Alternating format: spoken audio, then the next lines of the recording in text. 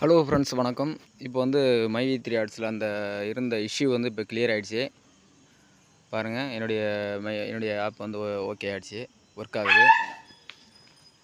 Advertisement உள்ளலாம் போகுது, கேப்ஷன்லாம் type பண்ணுற மாதிரி இருக்குது. ஒன்றும் பிரச்சனை இல்லை, இஷ்யூ வந்து கிளியர் ஆகிடுச்சு. நீங்கள் ட்ரை பண்ணி பாருங்கள்.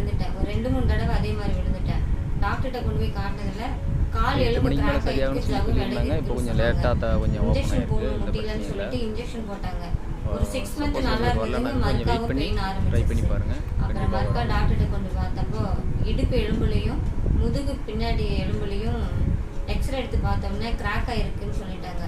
3 மாசத்துக்கு தொடர்ச்சியா பெல்ட் போட்டாலும் கீழே உட்காரக்கூடாது, ஸ்டெப் ஏறக்கூடாது, குமியக்கூடாதுன்னு டாக்டர் சொல்லிட்டாங்க.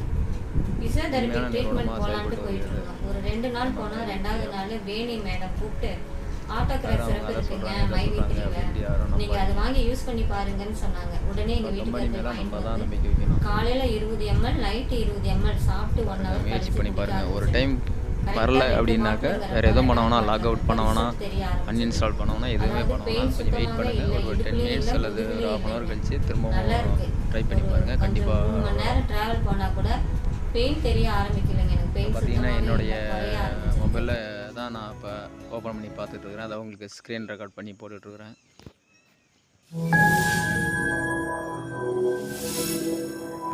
ஓகே ஃப்ரெண்ட்ஸ், நீங்களும் ட்ரை பண்ணி பாருங்கள். தேங்க்யூ.